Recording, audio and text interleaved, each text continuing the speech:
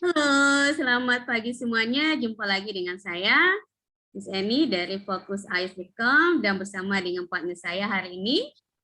Saya Miss Ani, sama dari fokusielts.com. Yes, both of us are from Fokus IELTS.com, and as usual today, we want to give you some tips for listening IELTS. Okay, for listening IELTS. Sorry, for IELTS listening. Ya, jadi listening ini merupakan salah satu skill ya, yang Miss Eni ya, yang Iya. agak tricky ya. Oke.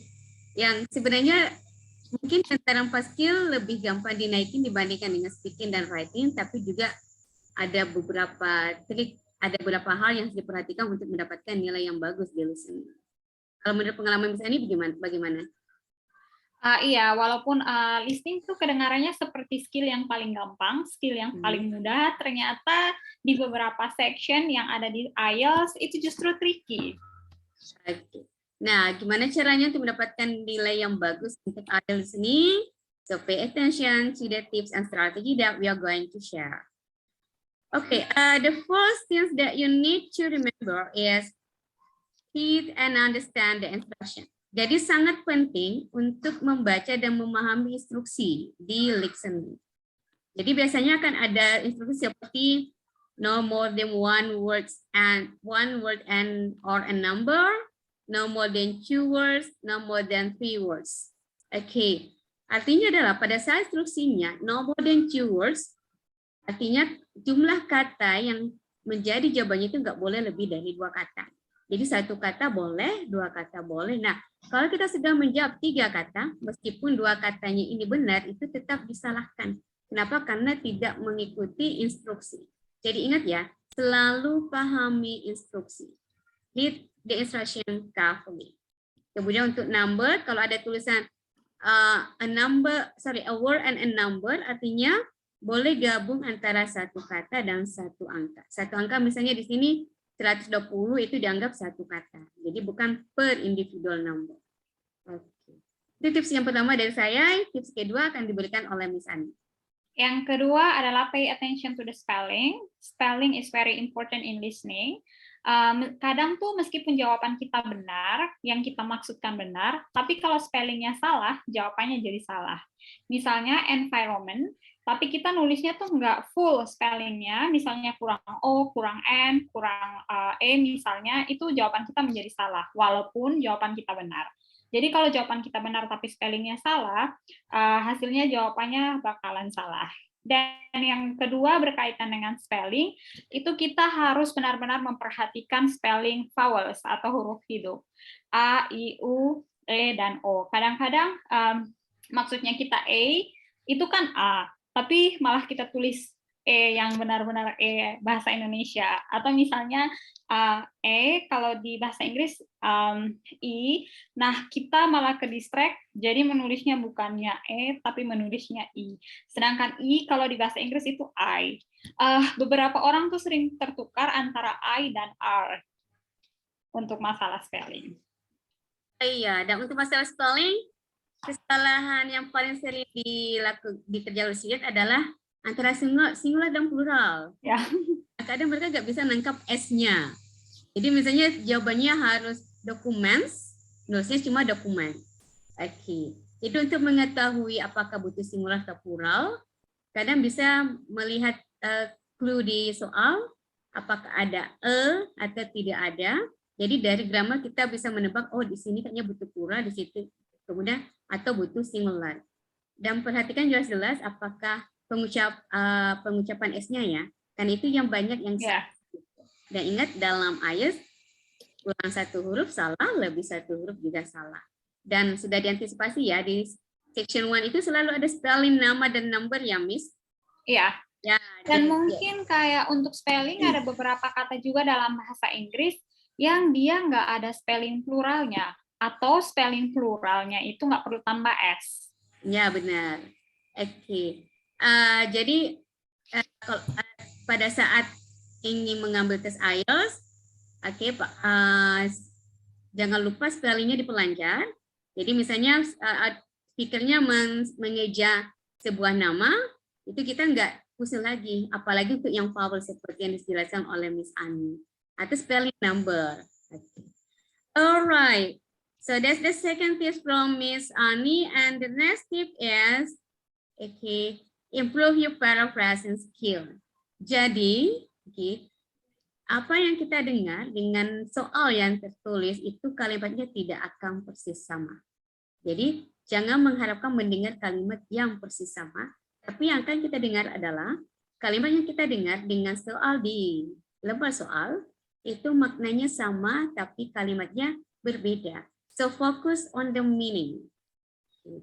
Ya, jadi pada saat kita membaca soal, kita berusaha memahami meaning soalnya dan menebak, oke, apa sih yang dibutuhkan di sini? Apakah butuh kata kerja, kata benda, atau butuh nama tempat, atau butuh number, atau mungkin nama hari atau waktu. Nah, kalau sudah tahu jenis kata jenis jawaban yang kita butuhkan, kita bisa anticipate. Oh, pada saat speakernya sudah ngomong ini, oh ini sudah masuk jawabannya karena maknanya sama. Okay. So, improve your paraphrasing skill. Harus tahu sinonim. Jadi jangan fokus ke kata ya, tapi fokus ke meaningnya. Okay, so that's the tips from me and from Miss Ani. Next tips, please. The next tip is that you have to be focused because the recording will only be played once. Jadi benar-benar harus fokus karena recordingnya biasanya cuma diputar 1 kali. Ya benar ya. Tidak ada pengulangan untuk kedua. Kalau kita ngeblend dikit aja, begitu kita fokus lagi loh, udah nomor berapa? Itu udah dua nomor. Atau misalnya kayak yang seperti dibilang sama Miss Annie, kalau kita udah ketinggalan nomor, misalnya ketinggalan nomor 1, sebaiknya kita tetap fokus untuk lanjut ke nomor 2, 3, dan seterusnya. Soalnya kadang-kadang kalau kita overthinking, memikirkan yang udah lewat, malah ketinggalan semuanya. Ya, benar sekali. Jadi usahakan fokus, jangan ngeblend, karena kita kadang jawaban di IELTS itu kadang dekat-dekatan, meskipun kadang juga ada agak. Jadi benar-benar nggak boleh ngeblend sama sekali. So please train your focus, your concentration.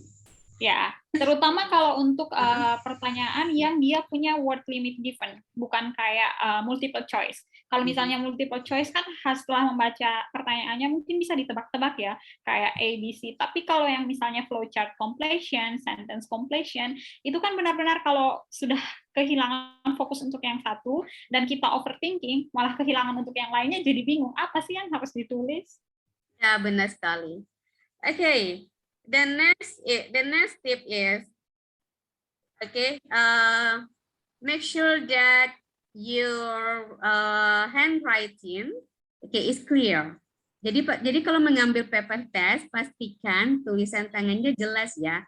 Tidak ada huruf yang mirip, misalnya antara A dan O itu benar-benar berbeda.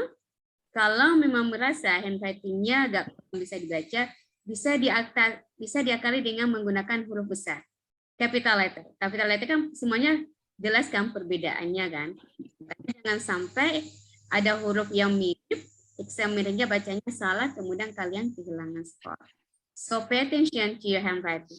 Ya beda kalau mengambil internet based ya, karena harus jadi nggak masalah. Ini khusus untuk yang mengambil paper test. Berarti nggak masalah ya Miss Annie kalau misalnya ada yang mau nulis pakai huruf kecil? Tidak masalah. Jadi huruf kecil, huruf besar itu tidak mempengaruhi nilai.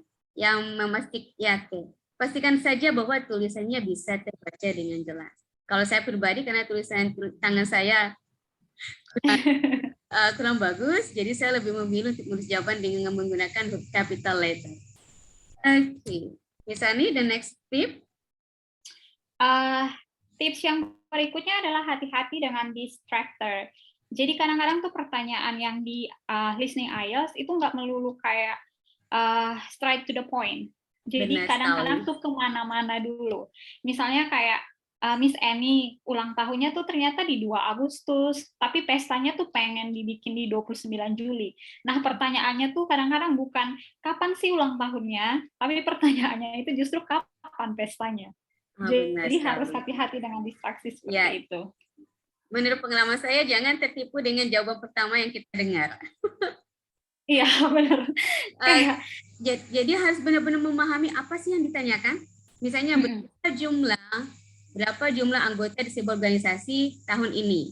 Ya, mungkin dia akan menyebutkan, misalnya pilihan ganda ya. Semua angka itu akan disebutkan, misalnya antara 10, 20, 40. Mungkin dia akan menyebut, oh tahun lalu tuh jumlahnya 10, tahun ini 20, mungkin tahun depan jadi 40. Yang ditanyakan adalah tahun ini, maka ya. 20. Gitu. Jadi, ya teman-teman pilihan ganda, semua pilihan itu akan disebutkan. Nah, yang paling penting adalah memahami soal. Apa sih yang ditanyakan?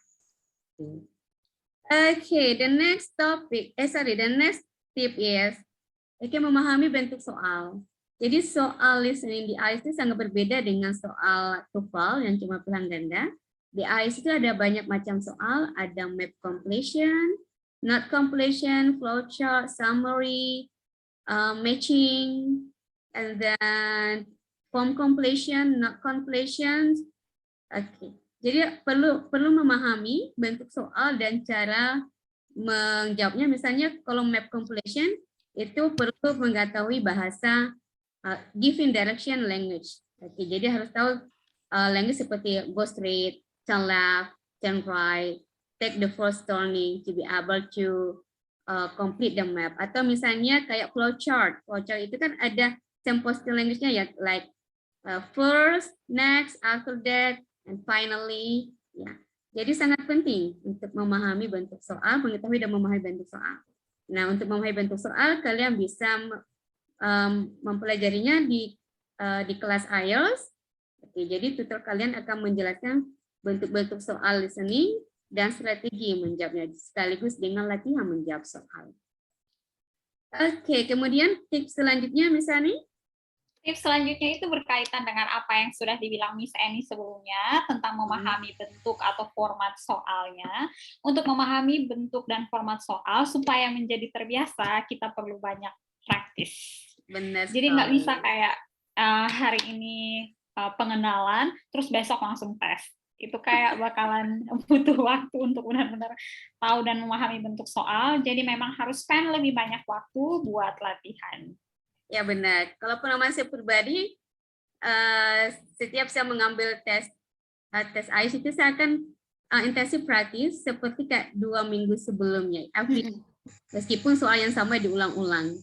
Karena biasanya saya menjawab soal berapa nomor yang saya itu kan saya ulang lagi. Oh ternyata di sini, ternyata saya dengar di sini. Dan itu lumayan membantu improve my listening skill. Iya, kalau untuk saya pribadi tuh mungkin kayak spelling nama, kan nama-nama Indonesia itu nggak sama ya, kayak nama-nama Inggris itu. Nah, jadi kalau untuk saya pribadi tuh kayak spend lebih banyak waktu buat praktis namanya aja. Soalnya kayak nama mereka tuh bakalan benar-benar yang kalau misalnya 2 atau 3 kata, terdiri dari 2 atau 3 kata, benar-benar beda sama nama kita. Okay, yeah, so you have to know your weakness. Harus tahu aspek mana yang perlu kalian improve. Okay, the next is, untuk bisa listening IELTS, maka kemampuan listening basic kalian juga harus bagus. Nah, jadi kalau memang berencana untuk kuliah di luar negeri, biasakan mendengarkan audio dalam bahasa Inggris.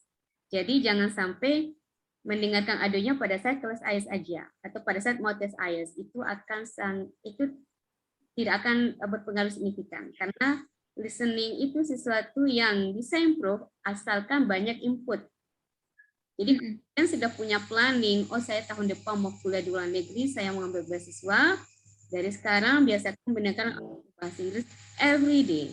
Oke, bisa dari podcast atau dari lagu, atau menonton video-video motivational videos from Instagram or short videos.